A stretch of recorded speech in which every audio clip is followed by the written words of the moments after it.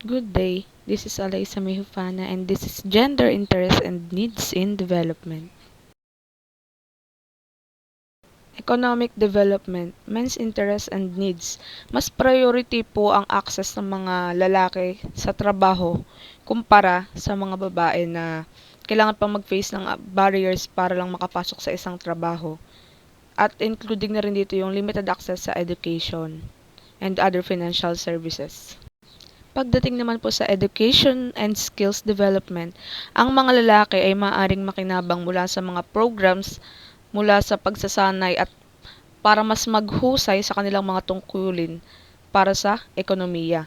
Ang mga babae naman ay madalas po na nahaharap sa mga hadlang sa pag-aaral kabilang ng mga cultural na practices. Access to resources and infrastructures. Ang mga lalaki ay maaaring mangailangan ng mga improvements related sa trade, transportation, and technological resources. While ang mga babae naman po is mangangailangan ng safe access sa water, energy, and transportation. And yung roles nila is more on, pwede sila as a small-scale farmers.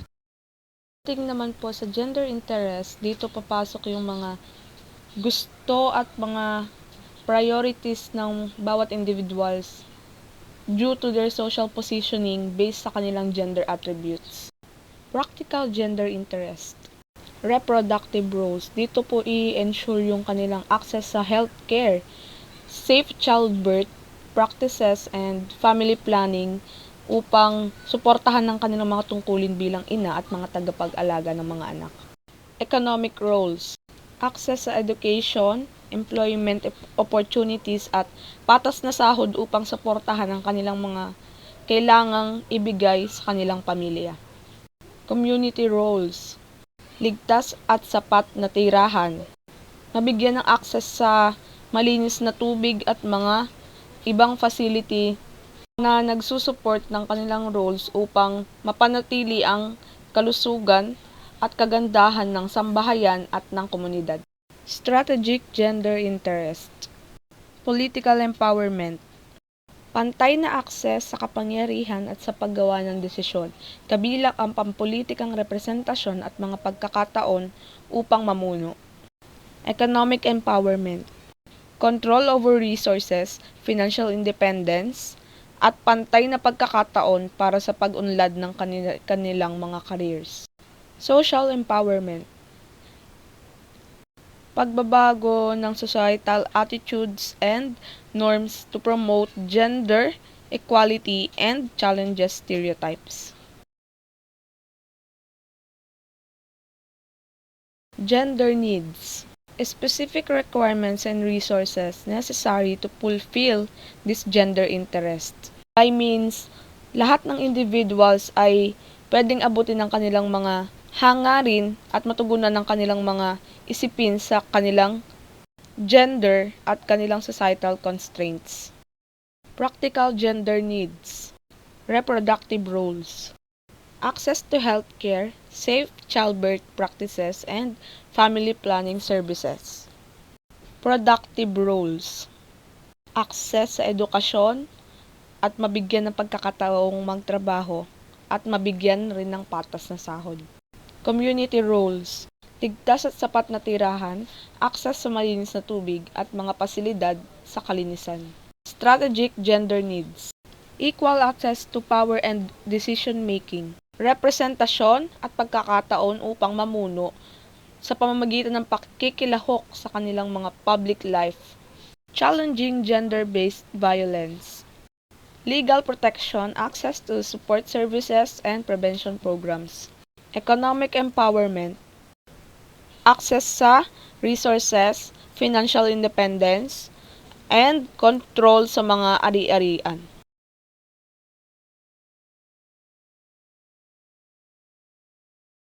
Challenges in gender interest and needs in development.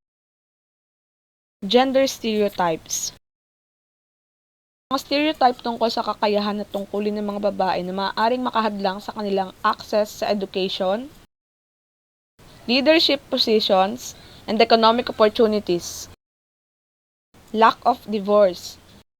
Ang Pilipinas ay isa lang sa ilang bansa sa mundo na walang batas sa divorce. saan maaaring maipit ang mga babae sa mapang-abusong relasyon. Nagpapahirap sa kanilang kakayahang muling itayo ang kanilang buhay at ituloy ang kanilang mga gustong abutin na mithi. High rates of violence. Ang Pilipinas ay may mataas na bilang ng karahasan batay sa kasarian. Kabilang ang karahasan sa tahanan, sexual na pang-aabuso at mga pananakot. Mga ganitong karahasan ay maaaring magdulot ng matinding epekto sa pisikal at mental na kalusugan ng mga babae na maaaring maglimita sa kanilang kakayahang ituloy ang kanilang mga gustong gawin at makilahok sa ating lipunan. Inadequate support systems. Access sa support services para sa mga survivors ng violence, tulad ng pagpapayo at mga legal aids. Dahil dito, maraming babae ang naiwan ng walang sapat na tulong upang harapin ang kani-kanilang mga trauma at muling itayo ang kanilang mga buhay. Weak enforcement of law. Mahinang pagpapatayo ng mga batas. Habang ang Pilipinas ay may matibay na legal framework, nananatili ang hamon sa pagkakapantay-pantay ng kasarian.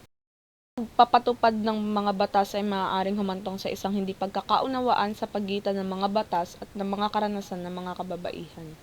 Lack of gender-sensitive policies. Mga patakaran na hindi nakatuon sa kasarian ay maaaring hindi isaalang-alang ang mga pagkakaiba sa pagitan ng mga kasarian, mabigo sa pagtugon ng mga tiyak na pangangailangan ng mga kababaihan. Again, this is Eliza Mihufano of BSIT 2A. Thank you po.